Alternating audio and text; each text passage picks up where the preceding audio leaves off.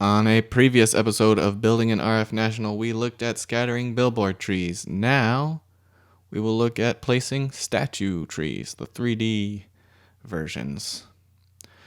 So first thing I'm doing here is just taking the previous year's statues, just in case those come in useful so I don't have to place everything from scratch.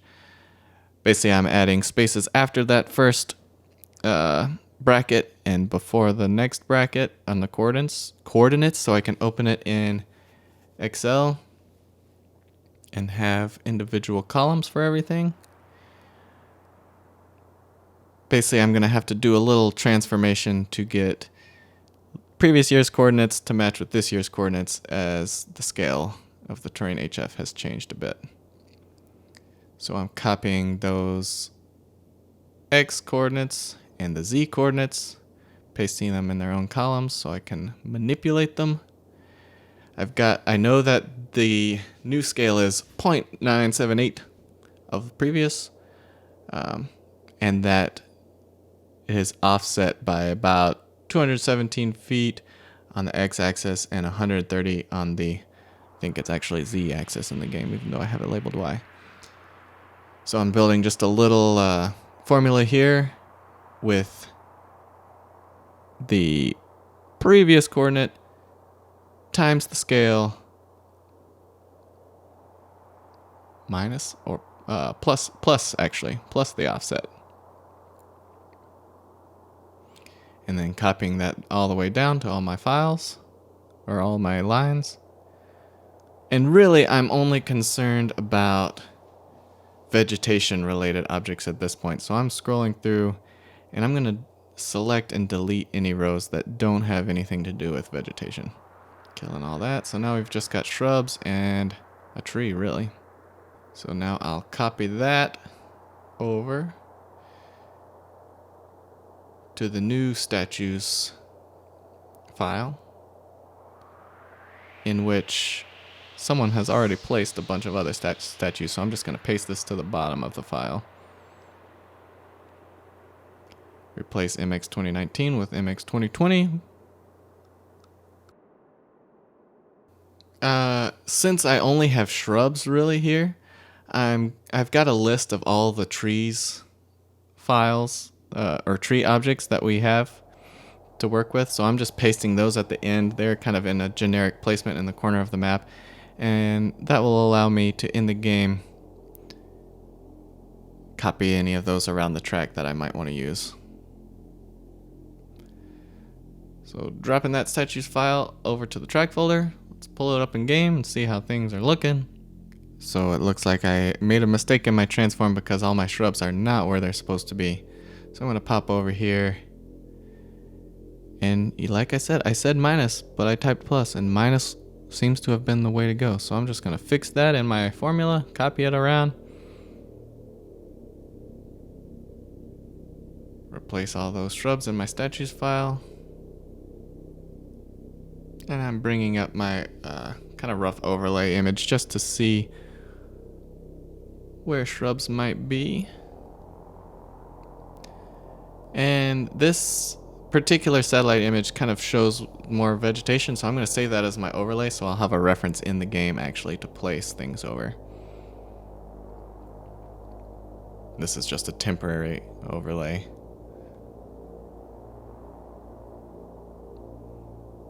So pulling it up in game, and there's some shrubs.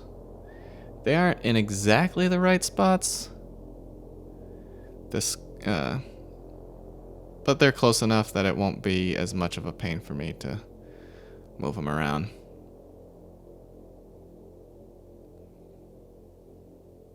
Just scrolling around, checking how things look. Now I'm popping over to my reference video. I just want to see what this real life shrub situation is. Because last year there was shrubs down in these little valleys here. Roughly where they are there, but they'll need to be moved around. You can see kind of under that not forklift, scissor lift on the overlay, there's some shrubs. But in the video, there's no shrubs. There's a couple right down there on the right hand side of the track. So really at this point, it looks like there's not that much shrubs in real life. But spoiler alert, I decide that having a little vegetation down there just brings a little nice visual interest, so I'm going to leave the shrubs anyway. Just reposition them so that they match up with the overlay. So just moving that scissor lift out of the way of that bush section. So with these shrubs, usually what I like to do is kind of have a bigger one in the center and then kind of surround it with smaller ones, so you kind of get a natural gradient to it. And now I'm just gonna kind of quickly fast forward through this of repositioning the shrubs in these little holes. You can see big ones surrounded by little ones.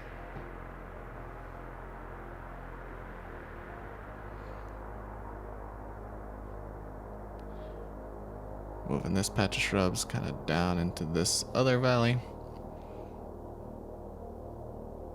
Same here. Deleting the extras.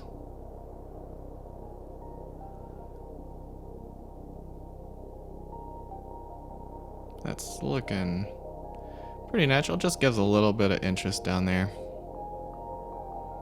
Now I need to reposition this little patch.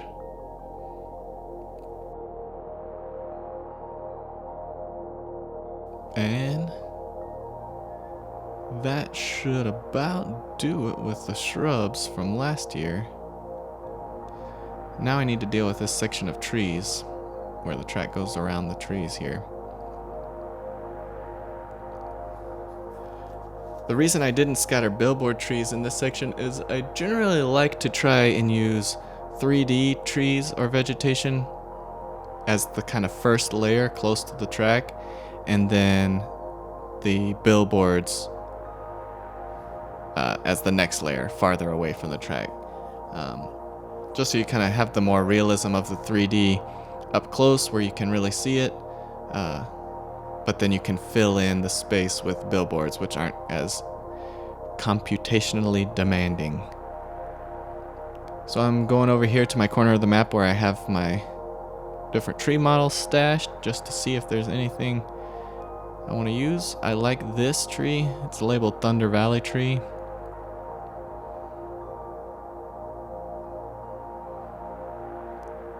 So I'm cruising back over to this section of the track. I like this tree because it's a pretty irregular shape, but rotating it different ways or varying the height of it has a nice natural like randomness to it, even though it's just the same object over and over.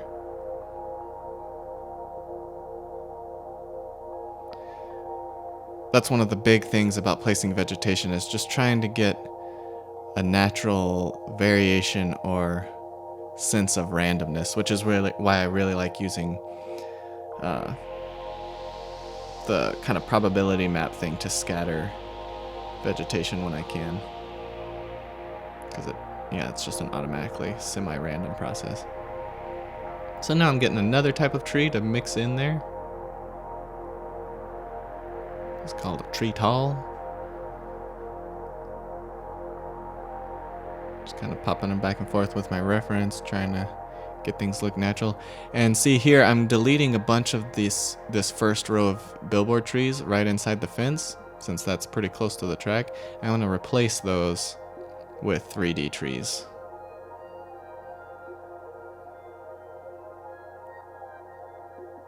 Sometimes the satellite image, if you can kind of tell where the center of a tree is an okay reference, but a lot of it's just figuring it out by eye and tweaking as you go. But as you can see on that left section there, adding that first layer of 3D trees in front of the billboards, I think just adds a little bit more realism and immersion. You get the billboards to really fill in the background, but you have the 3D models up front. And now I'm placing those tall trees especially. I don't like how the trunks are so long and the leaves are so much higher than everything else. So I'm going to go ahead and place these and in a minute we'll go over to Excel and adjust the heights. So yeah, I'm just cruising along this side of the fence and replacing billboards with statues. Just scattering stuff in there, randomizing the rotation a little bit.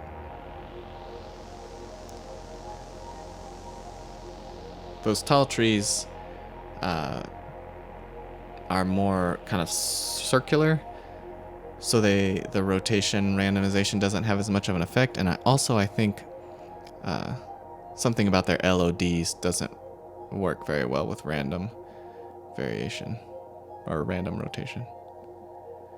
So I'm just continuing to cruise through, place these statues.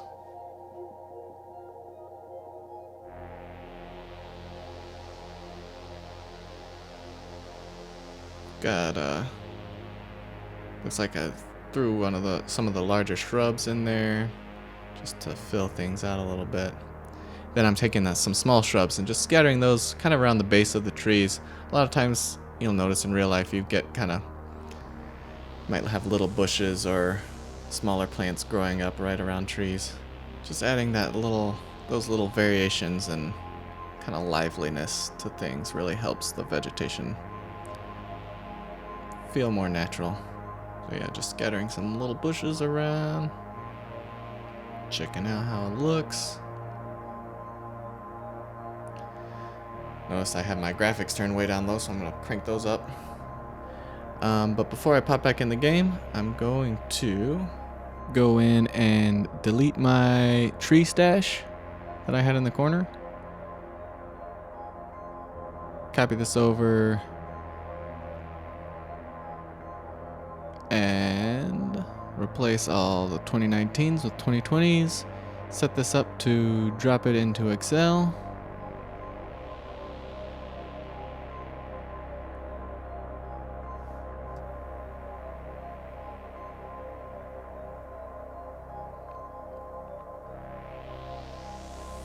So now I've got all these new statues that I've placed. I'll sort my JMs line, so basically all my JMs are kind of grouped. So here we've got all my tall trees. Down below I've got my Thunder Valley trees and the shrubs. So now I'm going to randomize the heights of these tall trees, but within a specific range. So like I said, the trunks were way too long, so I'm going to set them deeper into the ground. So right now I've got between -50 and -20. I'm going to do the same thing with the Thunder Valley trees, but not quite as low because they're already fairly low to begin with. And this will just give some nice natural variation in the heights. So it looks like I'm changing some of these. Instead of, we'll do 40 and -40 and -10 on the tall trees, and -15 and to 0 on the Thunder Valley trees. So I'll paste that back out of Excel into my statues file and check it out in the game. Randomization is key when working with vegetation or any kind of natural stuff. Controlled randomization. So this is looking okay. I like how those tall trees are lower to the ground, but I think I went too low with these Thunder Valley trees. We'll see if I fix that. Might have gone a little bit too low overall even. It looks like I went a little overboard with the Thunder Valley trees, so I'm going to swap those with some of these tall trees. I feel like kind of riding around and just testing, seeing how it looks is an important step, because you never know if you'll notice something that could be better. I mean, obviously there's a limit to it. You can only do so many rounds of improvement, but if you notice something that you can quickly do to make things better, then go for it. Then again, this is why this process takes me a couple hours every track at least. Probably a couple hours between the billboards and the statues, maybe about an hour each.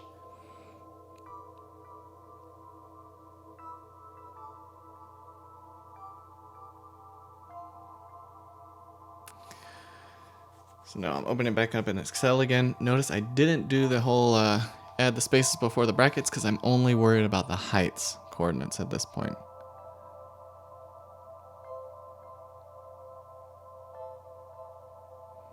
So yeah, I'm gonna go ahead and make these Thunder Valley trees a little higher, -8 to 0 instead of -15, so it's about half.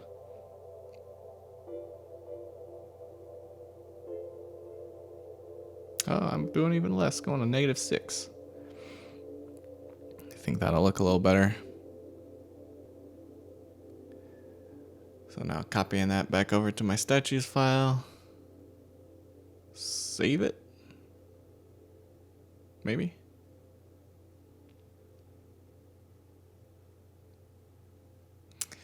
Okay, so yes, another thing I noticed is that the tall trees are a lot darker. The leaves are a lot darker than the Thunder Valley trees.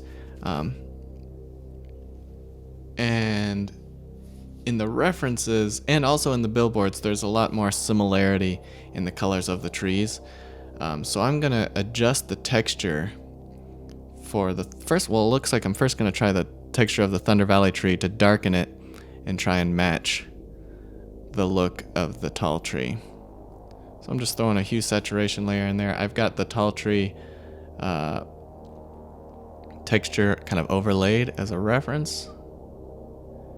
So I'm taking down the saturation and the lightness on the Thunder Valley tree. So let's export that. I'll have to export it specifically as a high point version since we use this tree on other tracks. So I've got the updated texture. I'm gonna bring in the spec and norm maps and make sure that they're named appropriately, so that all works. In my statues file, I need to replace the texture line to reference the correct texture. Find and replace is a great tool. Copy and paste is a great tool. There we go. So yeah, let's pull this up in the game and see how we're looking now. So yeah, it's looking more consistent, but I think those Thunder Valley trees are a little... Well, overall, I think it's all too dark, and I think the Thunder Valley tree is looking a little gray. So here in a sec, I'll pop back over to Photoshop and make one more round of tweaks. So rather than darkening those trees quite so much, I'm just going to scale it back a little bit.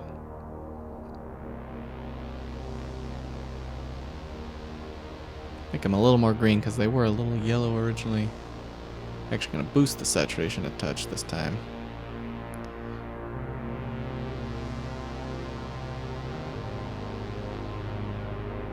And now I don't quite like the bark being so much darker, even though I want the trees to be darker, so I'm just gonna block out the bark from my hue saturation adjustment layer. And this is all the various map levels, which matter. Otherwise, things would be changing with distance.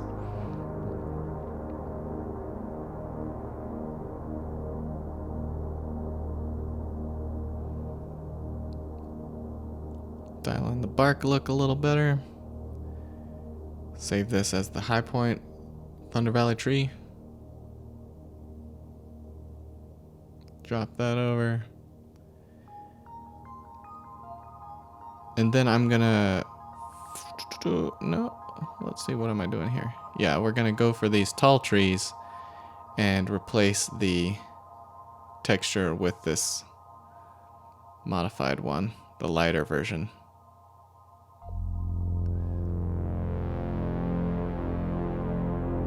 That I found in the track folder. So find and replace, boom, boom, boom. Gonna delete the shape files, replace it with null, just because they're not enough spot where collisions really would play. So again, anything you can do to save on resources is good. And that's looking a little better. trees look more consistent. They're a nice kind of vibrant green. They blend in with the billboards.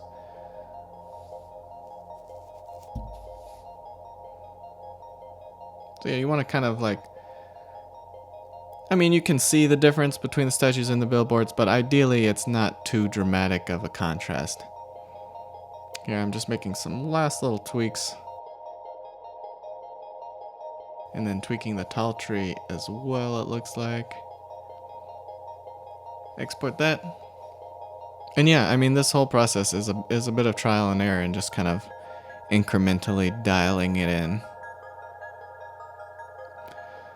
So now I'm bringing back in the original overlay, which is definitely still in progress. And let's check out how things are looking now. And yeah, that's looking pretty good. Got some nice variation in the trees, but they also blend with the background billboards. And there's not too much obvious contrast in the like brightness between the tall trees and the Thunder Valley trees.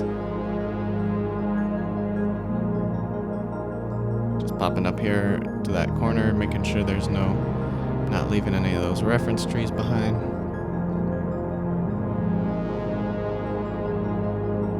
Scoping things out, looking pretty good, and we are done with the trees.